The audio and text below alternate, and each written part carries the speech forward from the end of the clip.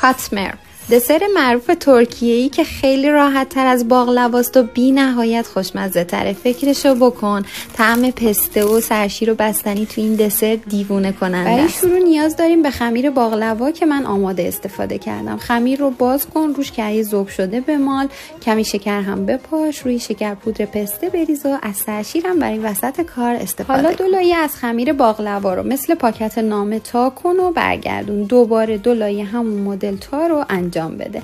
خوبیش اینه که میذاری تو فریزر و هر وقت خواستی همون لحظه 2 طرفش رو تو کره سرخ میکنی و سرو به همین راحتی کاتمرمون آماده است. روش هم پودر پسته بپاش و با بستنی وانیلی سروش کن.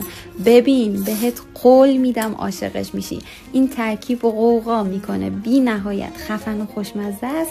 سیوش کن که حرف نداره. امیدوارم درستش کنید و از نتیجه کار نهایت لذت رو ببرید. نوش جونتون.